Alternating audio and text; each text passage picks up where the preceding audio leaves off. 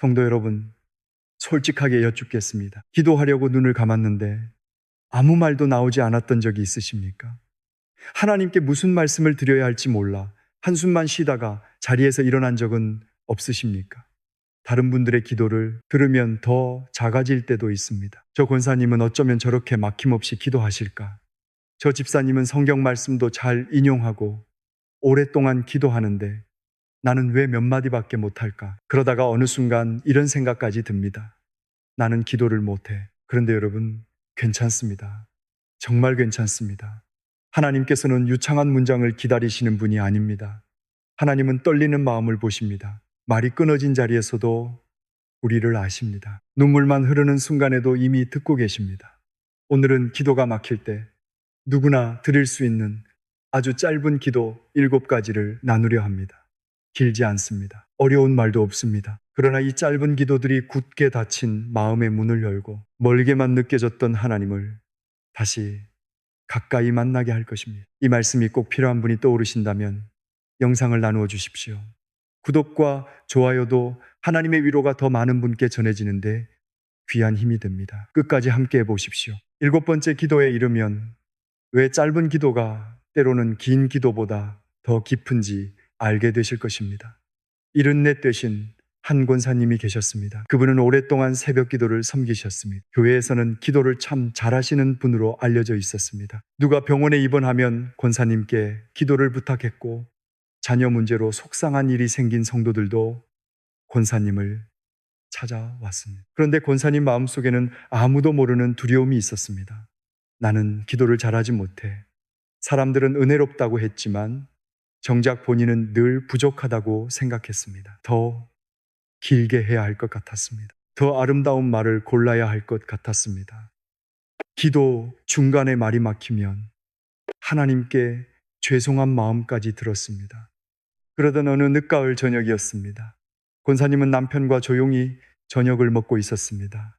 식사가 끝난 뒤 남편이 싱크대 앞에서 그릇을 씻고 있었습니다. 수도꼭지에서 물 떨어지는 소리가 들렸고 권사님은 식탁 위에 남은 반찬을 작은 통에 옮겨 담고 있었습니다.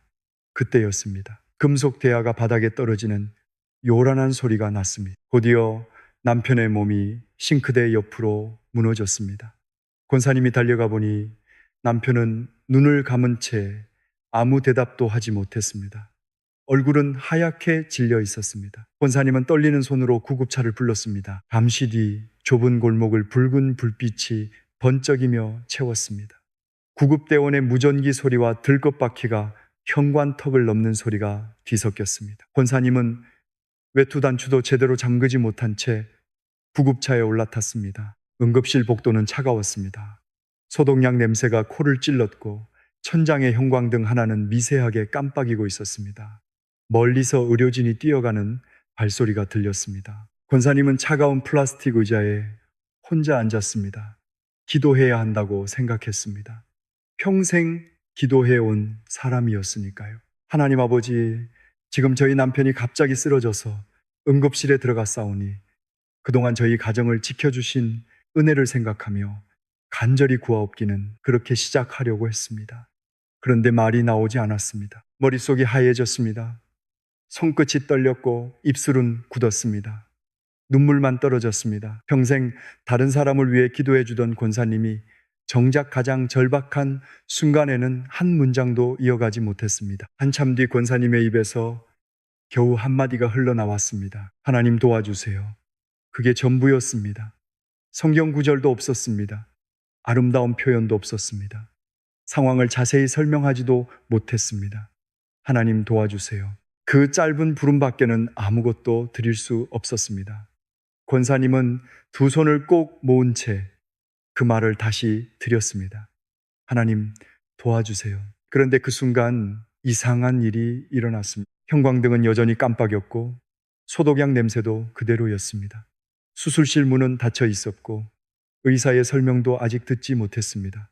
아무것도 달라지지 않았습니다. 그런데 권사님의 마음이 달라졌습니다. 조금 전까지 가슴을 짓누르던 두려움이 서서히 가라앉기 시작했습니다. 남편이 반드시 괜찮아질 것이라는 보장이 생긴 것은 아니었습니다. 다만 한 가지가 분명해졌습니다. 아, 내가 혼자가 아니구나. 하나님께서 이 복도에도 계시는구나. 닫힌 문 안에도 먼저 들어가 계시는구나. 그 사실이 마음 깊은 곳에 내려앉았습니다. 권사님은 그 뒤로 긴 기도를 하려고 애쓰지 않았습니다. 그저 같은 말을 천천히 반복했습니다. 하나님, 도와주세요. 2시간이 지났습니다. 의사가 복도 끝에서 걸어왔습니다. 남편은 급히 시술을 받았고 위험한 고비는 넘겼다고 말했습니다. 조금만 늦었어도 큰일이 날 수 있었다는 설명도 덧붙였습니다. 며칠 뒤 남편은 의식을 회복했고 천천히 건강을 되찾았습니다. 권사님은 나중에 성도들에게 이렇게 고백했습니다.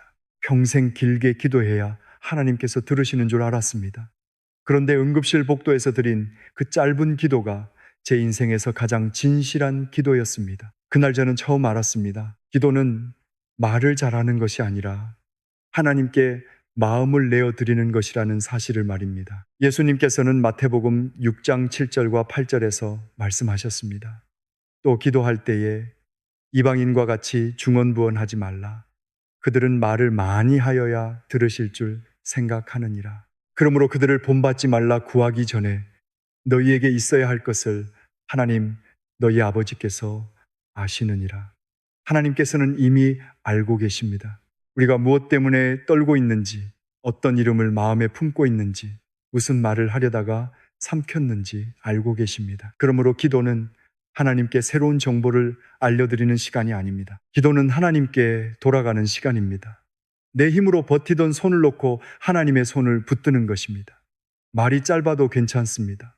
눈물뿐이어도 괜찮습니다. 한숨밖에 나오지 않아도 괜찮습니다. 마음이 하나님을 향하고 있다면 그 순간 이미 기도는 시작된 것입니다. 기도는 실력이 아닙니다. 관계입니다. 이제 그 관계의 문을 여는 첫 번째 짧은 기도를 함께 나누겠습니다. 하나님을 멀리 계신 분이 아니라 나를 품으시는 분으로 부르는 기도입니다. 나의 아버지, 성도 여러분, 기도에서 가장 먼저 필요한 것은 좋은 문장이 아닙니다. 순서도 아닙니다. 관계입니다. 하나님을 누구라고 부르느냐에 따라 기도의 모든 것이 달라집니다. 멀리 계신 심판자로만 생각하면 입술이 굳습니다. 내가 잘못 말하면 꾸중을 들을 것 같고 이런 작은 일까지 말씀드려도 되는지 망설이게 됩니다. 그러나 성경은 하나님을 그렇게 부르라고 하지 않습니다. 로마서 8장 15절은 말씀합니다. 너희는 다시 무서워하는 종의 영을 받지 아니하고 양자의 영을 받았으므로 우리가 아빠, 아버지라고 부르짖느니라. 아빠, 아버지라고 부르짖는다고 했습니다. 보고서를 올리듯 말씀드리라는 것이 아닙니다. 모든 내용을 잘 정리한 뒤에 찾아오라는 것도 아닙니다. 어린아이가 아버지를 부르듯 나오라는 것입니다. 아이가 밤길에서 넘어졌다고 생각해 보십시오. 무릎이 까지고 피가 나는데 아이가 상황을 정확하게 설명한 뒤에 아버지를 부르겠습니까? 그저 외칩니다. 아빠, 그 한마디 안에 다 들어 있습니다. 아프다는 뜻도 있고 무섭다는 뜻도 있습니다. 혼자 해결할 수 없다는 고백도 그 안에 있습니다. 아버지는 설명이 부족하다고 아이를 돌려보내지 않습니다. 그 부름을 듣는 순간 달려갑니다. 하나님도 그러십니다. 76 되신 한 장로님이 계셨습니다. 신앙생활을 50년 넘게 하셨고 성경도 많이 읽으셨습니다. 교회에서는 믿음이 든든한 분으로 알려져 있었습니다. 그런데 장로님은 기도할 때마다 긴장하셨습니다. 하나님은 너무 크신 분인데 내가 이런 사소한 일까지 말씀드려도 될까? 세상에는 더 아픈 사람도 많은데 우리 집안 문제로 하나님을 귀찮게 하는 것은 아닐까? 그 생각 때문에 정작 마음속 깊은 이야기는 꺼내지 못했습니다. 그러던 한겨울 새벽이었습니다. 어린 손자가 폐렴 증세로 밤새 열에 시달렸습니다. 창문 밖에는 찬바람이 불었고 유리창 가장자리에 하얀 김이 맺혀 있었습니다. 방 안에서는 가습기, 물 끓는 소리가 낮게 들렸습니다. 장로님은 손자의 이마에 물수건을 올려주며 밤을 지켰습니다. 아이는 숨을 쉴 때마다 가슴에서 거친 소리를 냈습니다. 새벽 4시가 조금 넘었을 때 아내는 잠시 옆방에 기대어 잠이 들었습니다. 장로님 혼자 손자 곁에 앉았습니다. 기도해야겠다고 생각했습니다. 평소처럼 거룩하고 바른 말로 시작하려 했습니다. 그러나 아이의 뜨거운 이마를 만지는 순간 아무 문장도 떠오르지 않았습니다. 그저 입에서 이런 말이 나왔습니다. 나의 아버지. 그 두 마디를 내뱉는 순간 장로님의 눈에서 눈물이 쏟아졌습니다. 50년 동안 하나님을 아버지라고 불렀지만 그날 처음으로 그 말이 가슴에 닿았습니다. 내가 손자의 이마에 손을 얹고 있는 것처럼 하나님께서도 내 머리에 손을 얹고 계시는구나. 내가 이 아이의 작은 신음도 놓치지 않는 것처럼 하나님께서도 내 한숨을 놓치지 않으시는구나. 그 생각이 들었습니다. 장로님은 더 길게 말하지 못했습니다. 나의 아버지, 그 말을 몇 번이고 되풀이했습니다. 그런데 그 부름을 드릴수록 하나님이 멀리 계시지 않다는 사실이 선명해졌습니다. 손자는 그날 아침 병원에서 치료를 받았습니다. 며칠 동안 입원한 뒤 건강을 되찾았습니다. 그러나 장로님에게 더 큰 변화는 따로 있었습니다. 그날 이후 기도가 두렵지 않게 되었습니다. 큰 결정을 앞두었을 때만 하나님을 찾지 않았습니다. 병원에 갈 때도 나의 아버지라고 불렀습니다. 버스를 기다릴 때도 그 이름을 불렀고, 가족에게 서운한 마음이 생겼을 때도 먼저 아버지를 찾았습니다. 기도는 시험이 아니었습니다. 아버지께 가는 일이었습니다. 여러분도 기도가 막힐 때 다른 말을 찾으려 애쓰지 마십시오. 먼저 이렇게 불러보십시오. 나의 아버지. 그 부름 안에 여러분의 두려움도 들어 있습니다. 자녀에 대한 걱정도 들어 있고 몸의 아픔도 들어 있습니다. 말하지 못한 외로움까지 하나님께서는 이미 아십니다. 관계의 문이 열리면 다음 말은 자연스럽게 나옵니다. 두 번째 짧은 기도는 절박함을 하나님께 맡기는 기도입니다. 도와주세요. 우리는 힘든 일을 만나면 먼저 혼자 해결하려고 합니다. 사람에게 말하면 부끄러울 것 같고 하나님께 말씀드리기에는 너무 작은 문제처럼 느껴집니다. 그래서 버팁니다.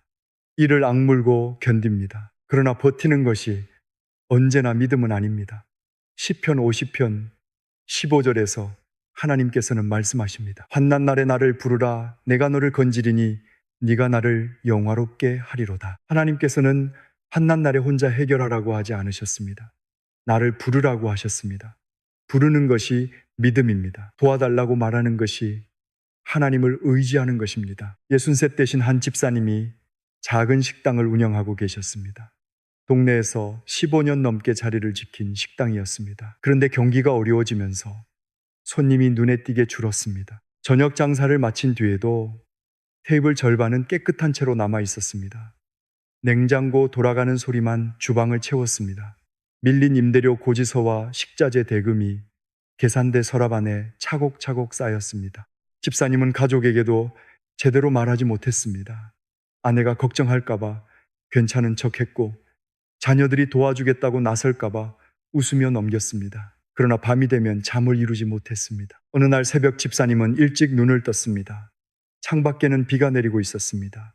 부엌에서 물을 올리자 주전자가 작게 끓기 시작했습니다. 식탁 위에는 전날 정리하지 못한 계산서들이 그대로 놓여 있었습니다. 집사님은 그 종이들을 바라보다가 더 이상 견딜 수 없었습니다. 외투를 입고 교회로 갔습니다. 아직 새벽 기도가 시작되기 전이었습니다. 본당은 어두웠고 강단 위 십자가에만 희미한 불빛이 켜져 있었습니다. 젖은 신발에서 찬 기운이 올라왔습니다. 집사님은 맨 뒤 의자 옆에 무릎을 꿇었습니다. 하나님께 식당 사정을 자세히 설명하려 했습니다. 매출이 얼마나 줄었고 빚이 얼마이며 언제까지 돈을 갚아야 하는지 말씀드리려고 했습니다. 그런데 입을 여는 순간 눈물이 먼저 터졌습니다. 한참 울고 난 뒤 겨우 나온 말은 이것뿐이었습니다.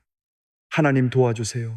그게 전부였습니다. 상황은 그대로였습니다. 통장 잔액도 달라지지 않았고 밀린 임대료가 사라진 것도 아니었습니다. 그런데 그 순간 가슴을 조이던 두려움이 조금씩 풀리기 시작했습니다. 내가 혼자 식당을 붙들고 있었구나. 하나님께 맡긴다고 하면서도 사실은 내 두 손으로 모든 것을 움켜쥐고 있었구나.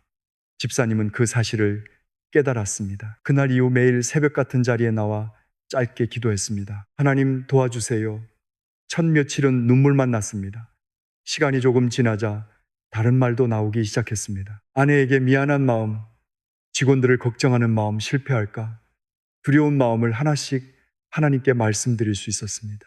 짧은 기도가 긴 기도의 문을 열어준 것입니다. 몇 주 뒤 집사님은 식당을 계속 예전 방식으로만 운영해서는 안 된다는 생각을 하게 되었습니다. 교회 청년 한 사람의 도움을 받아 배달 메뉴를 새로 만들었고 혼자 감당하던 일을 가족에게 솔직히 털어놓았습니다. 당장 큰 기적이 일어난 것은 아니었습니다. 그러나 조금씩 길이 보였습니다. 무엇보다 집사님의 얼굴에서 두려움이 줄어들었습니다. 성도 여러분, 하나님께 도와달라고 말하는 것은 약함이 아닙니다. 그것은 가장 정직한 믿음입니다. 지금 여러분에게 감당하기 어려운 일이 있습니까? 자녀 문제입니까? 건강입니까? 빚입니까? 아무에게도 말하지 못한 외로움입니까? 설명부터 하려 하지 마십시오. 그저 부르십시오. 나의 아버지, 그리고 말씀드리십시오. 도와주세요. 그 짧은 기도가 여러분의 무거운 손을 펴게 할 것입니다.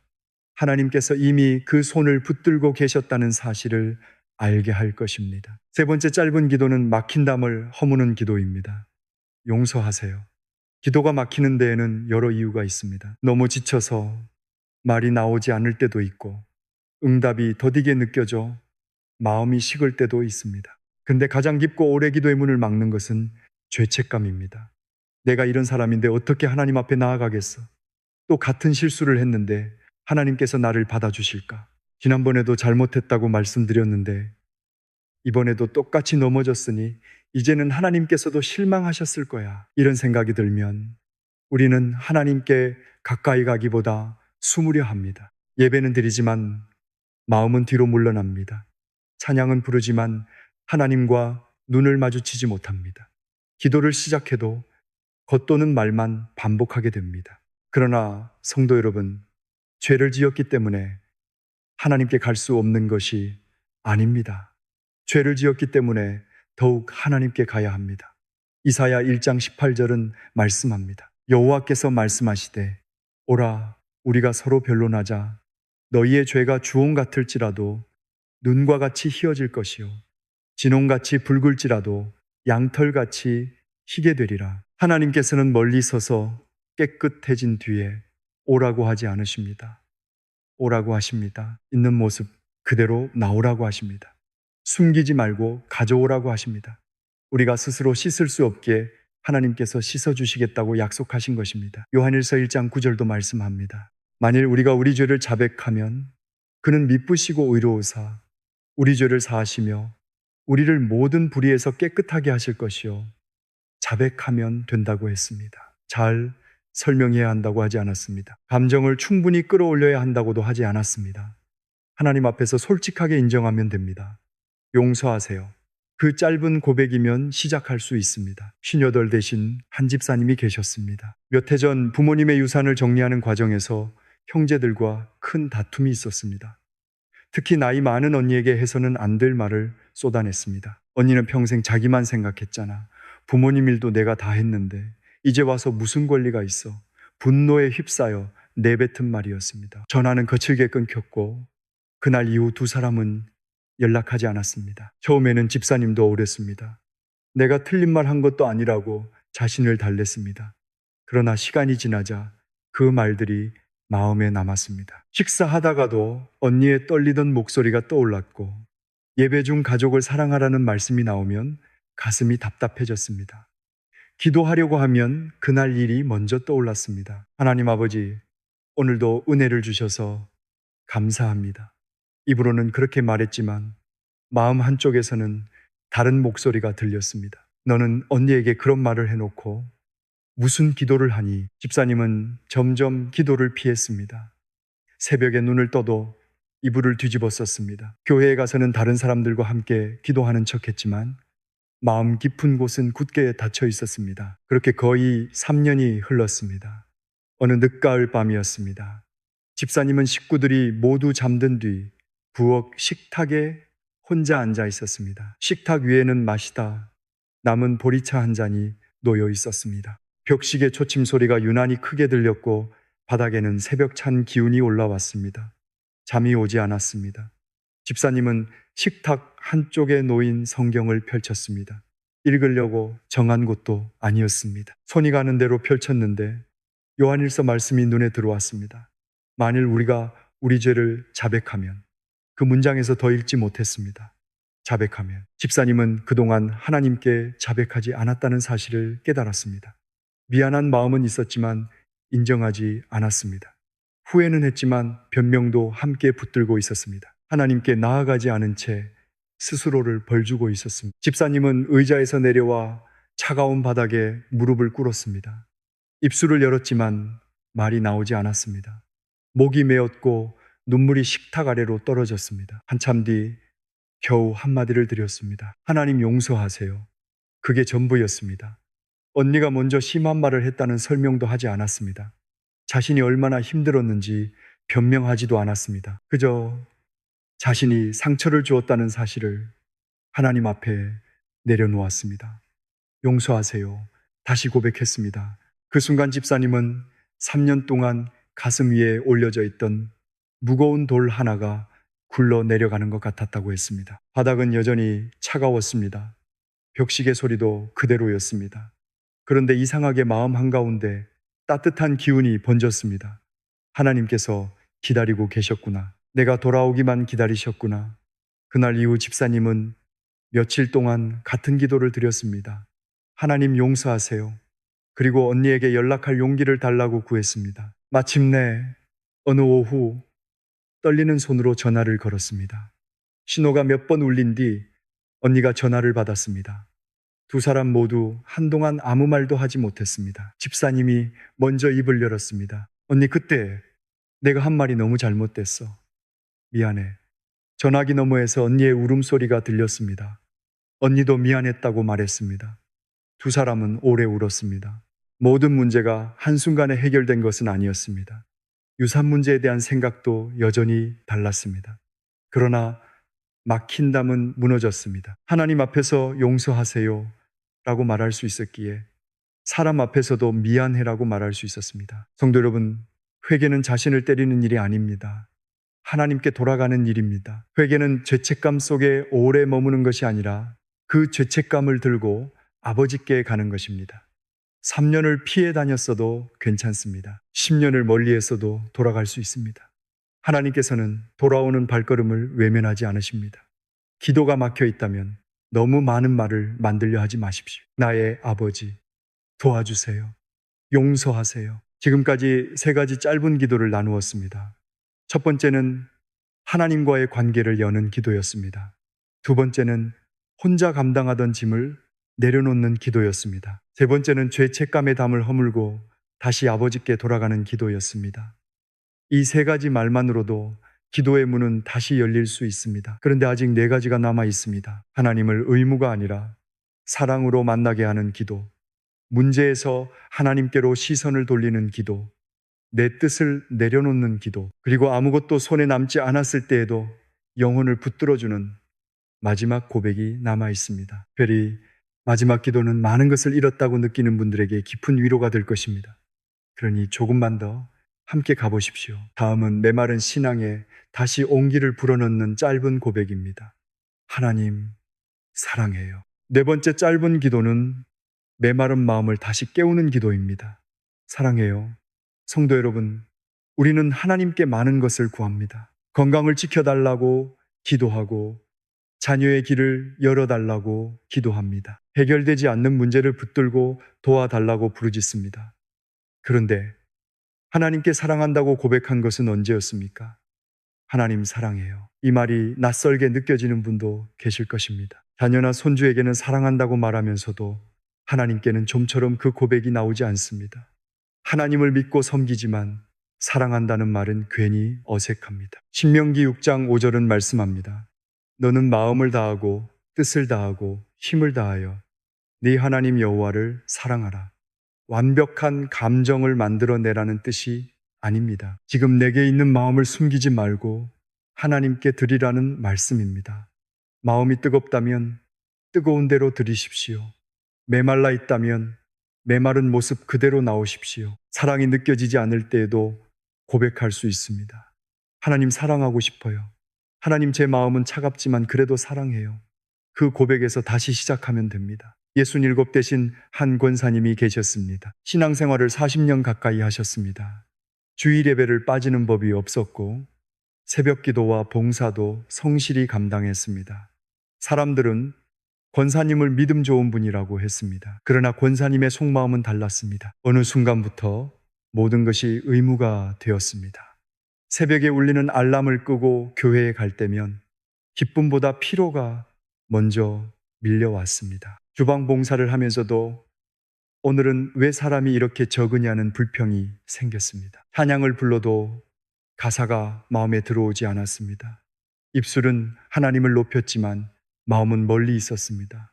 어느 겨울 새벽 권사님은 버스를 타고 교회로 향했습니다. 창문에는 성에가 얇게 끼어 있었고 버스가 정류장에 설 때마다 찬바람이 문틈으로 들어왔습니다. 권사님은 두꺼운 장갑을 낀 손으로 오래된 찬송가를 품에 안고 있었습니다. 예배당에 도착해 늘 앉던 자리에 앉았습니다. 찬송가를 펼치자 오래된 종이 냄새가 났습니다. 여러 번 넘긴 페이지의 가장자리는 닳아 있었고 연필로 그어놓은 밑줄도 희미해져 있었습니다. 기도를 시작하려는데 마음 깊은 곳에서 한 질문이 떠올랐습니다. 너는 나를 사랑하느냐? 예수님께서 베드로에게 물으셨던 질문이었습니다. 권사님은 당연히 사랑한다고 대답하려 했습니다. 그런데 입이 떨어지지 않았습니다. 믿는 것은 분명했습니다. 교회를 떠난 적도 없었습니다. 해야 할 일도 놓치지 않았습니다. 그러나 사랑하는지는 자신이 없었습니다. 그날 권사님은 예배를 마치고 집으로 돌아왔습니다.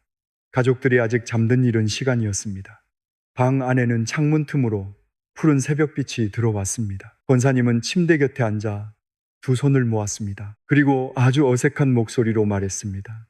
하나님 사랑해요. 아무 감정도 생기지 않았습니다. 그래도 다시 말했습니다.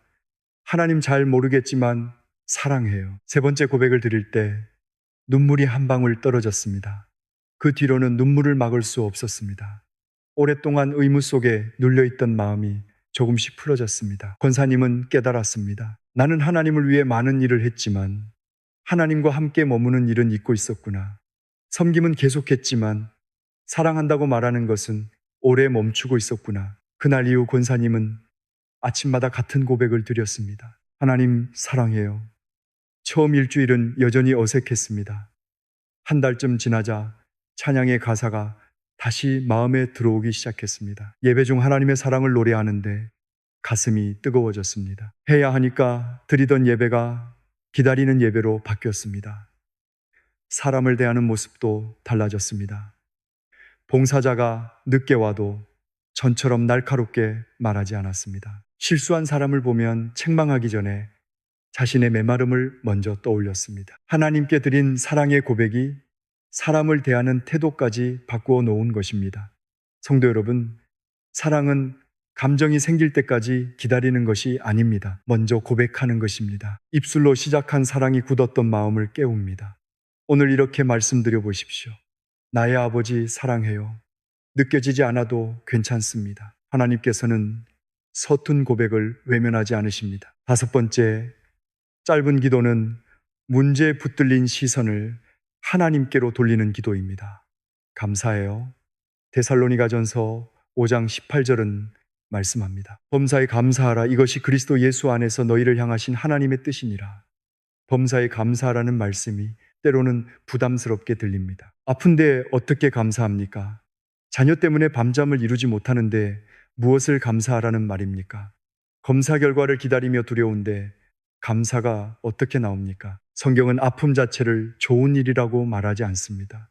눈물을 억지로 웃음으로 바꾸라고도 하지 않습니다.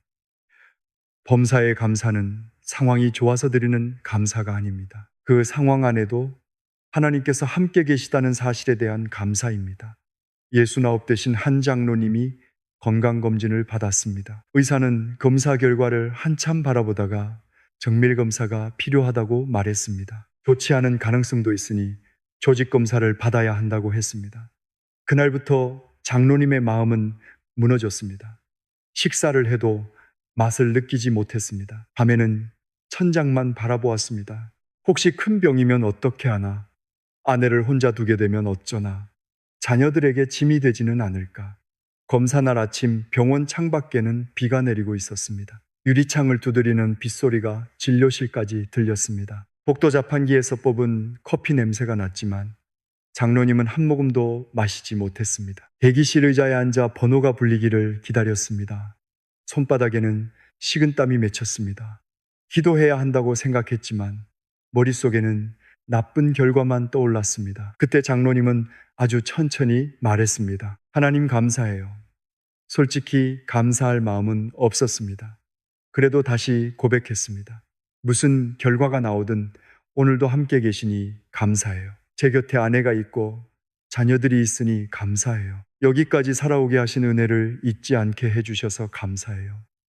한 가지를 감사하자 또 하나가 떠올랐습니다.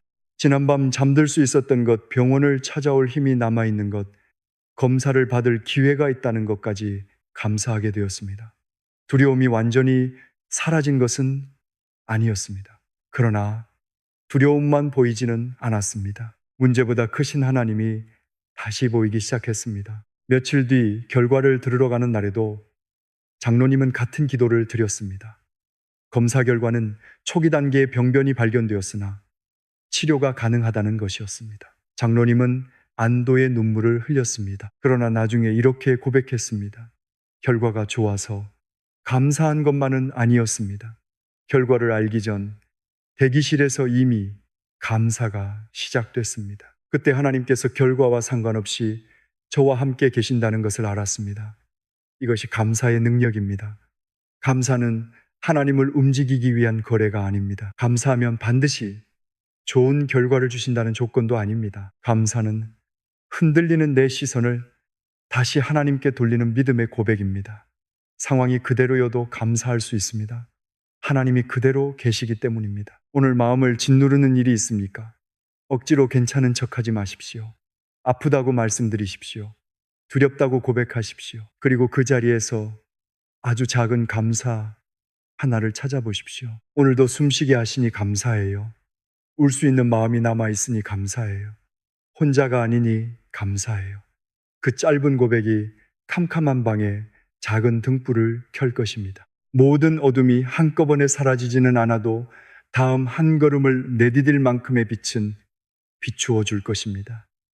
나의 아버지, 도와주세요. 용서하세요. 사랑해요. 감사해요. 이제 우리는 내 뜻을 꼭 붙든 손을 펴는 기도로 나아가려 합니다. 응답이 내가 원하는 모습으로 오지 않을 때에도 하나님을 신뢰하는 기도입니다. 뜻대로 해요. 6번째 짧은 기도는 내가 꼭 붙들고 있던 것을 하나님께 내려놓는 기도입니다. 뜻대로 해요. 성도 여러분, 우리는 기도하면서도 자주 정답을 정해놓습니다. 하나님께 아뢰기는 하지만 속으로는 이미 결론을 내렸습니다. 이 사람은 반드시 돌아와야 합니다. 이 병은 꼭 나아야 합니다. 이 문제는 내가 원하는 방식으로 해결되어야 합니다. 그리고 그 일이 뜻대로 되지 않으면 하나님께서 내 기도를 듣지 않으셨다고 생각합니다. 더 오래 기도하지 못한 자신을 책망하기도 하고 믿음이 부족해서 응답받지 못했다고 여깁니다. 그러나 기도는 하나님을 내 뜻에 맞추는 일이 아닙니다. 내 뜻을 하나님께 맡기는 일입니다. 예수님께서 십자가를 앞두고 겟세마네 동산에서 기도하셨습니다. 누가복음 22장 42절입니다. 이르시되 아버지여, 만일 아버지의 뜻이거든 이 잔을 내게서 옮기시옵소서. 그러나 내 원대로 마시옵고 아버지의 원대로 되기를 원하나이다 하시니 예수님께서는 고통이 없기를 바라셨습니다. 피하고 싶은 마음을 숨기지 않으셨습니다. 그러나 마지막에는 아버지의 뜻을 붙드셨습니다. 이것이 믿음입니다. 내 소원을 말하지 않는 것이 아닙니다. 원하는 것을 솔직히 말씀드리되 마지막 결정은 하나님께 맡기는 것입니다. 72 되신 한 권사님이 계셨습니다. 권사님에게는 오랫동안 교회를 떠나 있는 아들이 있었습니다.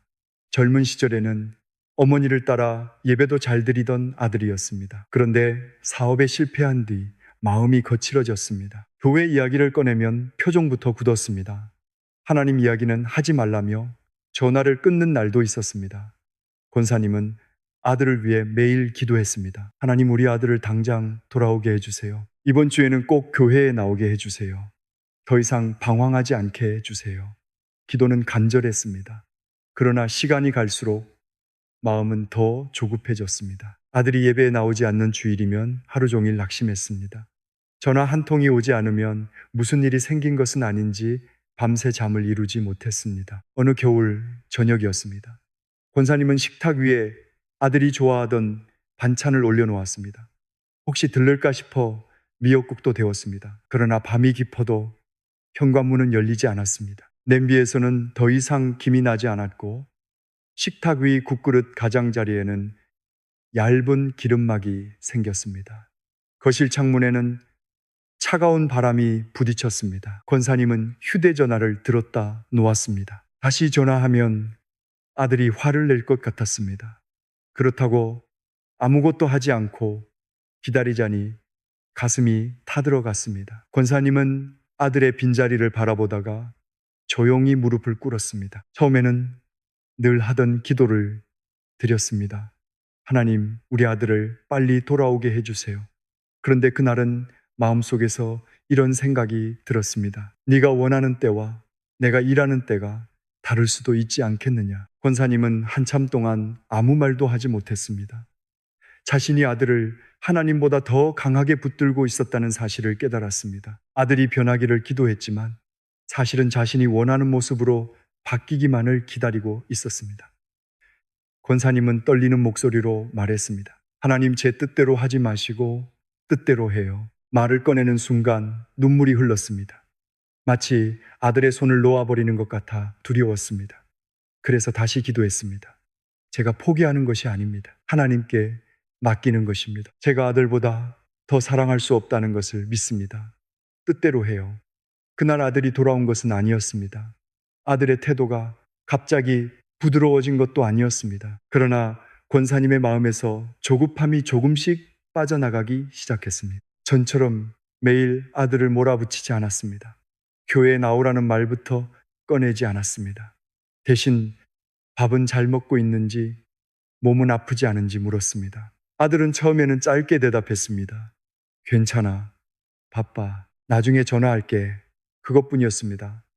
그런데 권사님은 실망하지 않았습니다. 전화를 끊은 뒤 이렇게 기도했습니다. 하나님, 오늘 목소리를 듣게 하셔서 감사합니다. 제 뜻보다 하나님의 뜻을 믿습니다. 몇 달 뒤 아들이 먼저 집에 왔습니다. 여전히 교회 이야기는 하지 않았습니다. 그저 오랜만에 어머니가 해준 밥이 먹고 싶었다고 했습니다. 권사님도 아무것도 재촉하지 않았습니다. 따뜻한 국을 떠주고 조용히 곁에 앉았습니다. 그날 이후 아들은 가끔 집에 들렀습니다.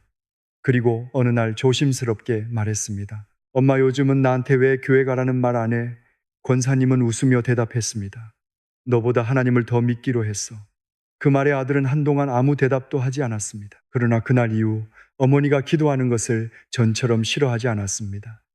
성도 여러분, 맡긴다는 것은 포기하는 것이 아닙니다. 내가 붙들던 손을 하나님의 손에 옮겨드리는 것입니다. 뜻대로 해요. 이 기도는 무책임한 말이 아닙니다. 가장 깊은 신뢰의 고백입니다. 이제 마지막 7번째 기도로 나아가겠습니다. 아무것도 손에 남지 않은 것처럼 느껴질 때 드리는 기도입니다. 충분해요. 시편 23편 1절은 말씀합니다. 여호와는 나의 목자시니 내게 부족함이 없으리로다. 다윗에게 정말 부족한 것이 없었을까요? 아닙니다. 다윗은 쫓겨다녔고 배신당했으며 사랑하는 사람을 잃었습니다. 먹을 것이 부족한 날도 있었고 잠잘 곳조차 마땅하지 않은 때도 있었습니다. 그런데도 부족함이 없다고 고백했습니다. 환경에 부족함이 없다는 뜻이 아니었습니다. 목자이신 하나님께서 함께 계시기에 영혼의 결정적인 부족함이 없다는 뜻이었습니다. 75 되신 한 집사님이 계셨습니다. 아내와 50년 가까이 함께 살다가 먼저 떠나보내셨습니다.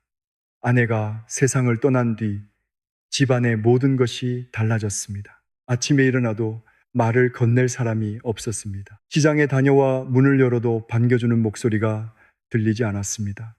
식사 시간이 가장 힘들었습니다. 습관처럼 밥그릇 2개를 꺼냈다가 하나를 다시 찬장에 넣었습니다. 식탁 맞은편에는 늘 아내가 앉던 의자가 있었습니다. 집사님은 그 의자를 치우지 못했습니다. 저녁이 되면 냉장고 돌아가는 소리가 유난히 크게 들렸습니다. 창문으로 기울어진 햇빛이 빈 의자 위에 오래 머물렀습니다. 아내가 읽던 성경책은 의자 옆 작은 탁자에 그대로 놓여 있었습니다. 집사님은 하나님께 계속 물었습니다. 왜 데려가셨습니까? 왜 나만 남겨두셨습니까? 기도를 해도 외로움이 사라지지 않았습니다. 교회 사람들이 다녀간 날에는 잠시 괜찮았지만 문이 닫히고 나면 집은 다시 고요해졌습니다. 어느 저녁 집사님은 혼자 밥을 먹다가 수저를 내려놓았습니다. 더 이상 먹을 수가 없었습니다. 맞은편 빈 의자를 바라보는데 눈물이 흘렀습니다. 그때 탁자 위에 놓인 아내의 성경이 눈에 들어왔습니다. 집사님은 성경을 펼쳤습니다. 아내가 밑줄을 그어놓은 시편 23편이 나왔습니다. 여호와는 나의 목자시니 내게 부족함이 없으리로다. 집사님은 그 말씀 앞에서 솔직하게 고백했습니다. 하나님, 저는 부족합니다. 너무 외롭습니다. 아내가 없어서 이 집이 텅 빈 것 같습니다. 한참 울고 난 뒤 이런 말이 나왔습니다. 그래도 하나님이 계시니 충분해요. 처음에는 그 말이 진심처럼 느껴지지 않았습니다. 자신을 억지로 설득하는 것 같았습니다. 그러나 다시 고백했습니다. 오늘 밤도 외롭겠지만 하나님이 함께 계시니 충분해요. 아내가 돌아오는 것은 아니지만 아내를 제게 보내주셨던 은혜로 충분해요. 지금 눈물이 나도 하나님이 제 목자이시니 충분해요. 그날 이후 집사님의 외로움이 완전히 사라진 것은 아닙니다. 여전히 빈 의자를 보면 가슴이 아팠습니다. 아내의 옷을 정리하다가 한참 울기도 했습니다. 그러나 외로움 속에 하나님이 들어오셨습니다. 혼자 밥을 먹을 때에도 먼저 이렇게 기도했습니다. 하나님, 오늘도 제 맞은편에 앉아주세요. 함께 계시니 충분해요. 충분해요 라는 기도는 아무것도 필요 없다는 말이 아닙니다. 슬프지 않다는 말도 아닙니다. 하나님 한 분이면 모든 아픔이 즉시 사라진다는 뜻도 아닙니다.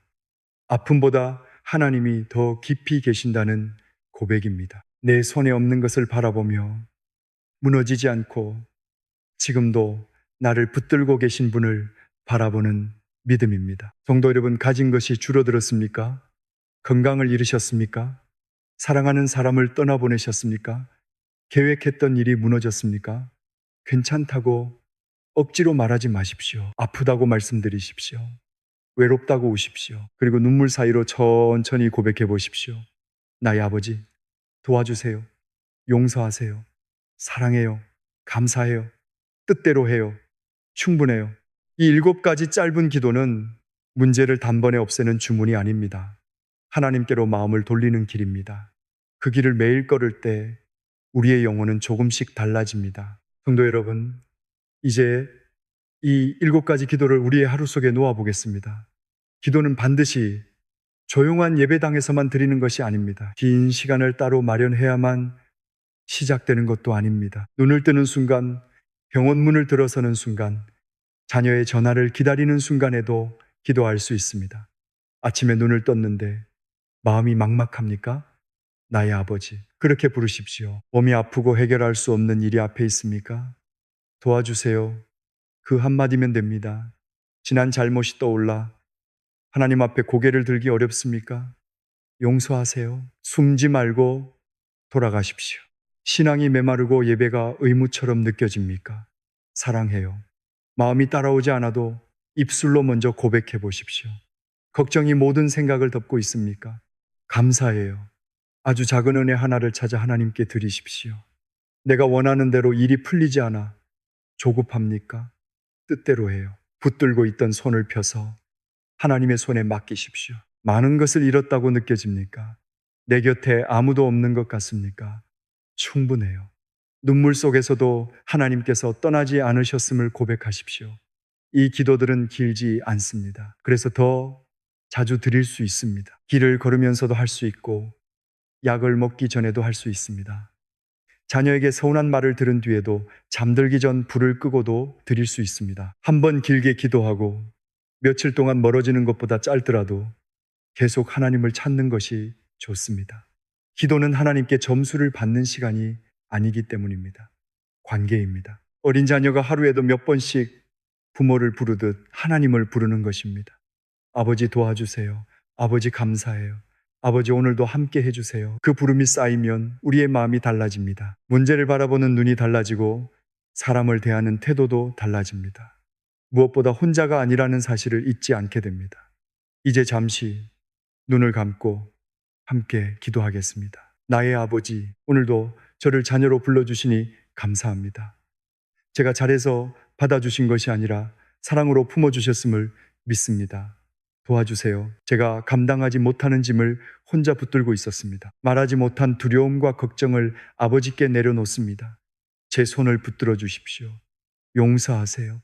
알면서도 행하지 못했던 일과 사랑하지 못했던 마음을 고백합니다. 사람을 아프게 했던 말과 숨기고 싶었던 잘못을 씻어 주십시오. 다시 아버지 곁으로 돌아가게 해 주십시오. 사랑해요. 제 마음이 메말라 있을 때에도 사랑한다고 고백합니다. 의무가 되어버린 예배와 섬김에 다시 기쁨을 부어 주십시오. 주님을 믿는 것을 넘어 마음으로 사랑하게 해 주십시오. 감사해요. 지금도 숨쉬게 하시고 오늘을 살게 하시니 감사합니다. 어려움이 남아 있어도 혼자 두지 않으시니 감사합니다. 눈에 보이지 않는 순간에도 일하고 계심을 믿습니다. 뜻대로 해요. 제 계획과 시간표를 내려놓습니다. 제가 원하는 길보다 아버지께서 하시는 길이 더 선함을 믿습니다.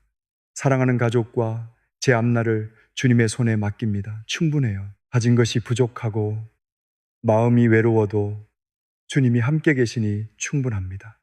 제 힘이 약해져도 주님이 목자이시니 다시 걸을 수 있습니다. 하나님 아버지, 오늘 이 기도를 드린 모든 성도의 마음을 만져주십시오. 말하지 못한 사정을 아시고 눈물의 이유를 아시는 주님께서 각 사람 곁에 가까이 머물러 주십시오. 빌립보서 4장 7절은 말씀합니다. 그리하면 모든 지각에 뛰어난 하나님의 평강이 그리스도 예수 안에서 너희 마음과 생각을 지키시리라. 문제가 모두 해결된 뒤에 주시는 평안이 아닙니다. 아직 답을 기다리는 중에도 마음과 생각을 지켜주시는 평안입니다. 오늘 여러분에게 가장 필요한 기도는 무엇입니까? 나의 아버지입니까? 도와주세요입니까? 용서하세요입니까? 사랑해요입니까? 감사해요입니까? 뜻대로 해요입니까? 충분해요입니까? 댓글에 그 한마디를 남겨보십시오. 그것이 오늘 여러분이 하나님께 드리는 짧은 기도가 될 것입니다. 기도가 막혀 힘들어하는 분이 떠오르신다면 이 말씀을 나누어 주십시오. 구독과 좋아요를 통해 더 많은 분이 기도는 실력이 아니라 관계라는 사실을 만나게 해주시기 바랍니다. 성도 여러분, 길게 하지 못해도 괜찮습니다. 아름답게 말하지 못해도 괜찮습니다. 하나님을 향해 마음을 여십시오. 나의 아버지, 그 한마디에서 다시 시작하십시오. 하나님께서 오늘도 여러분과 함께 하십니다.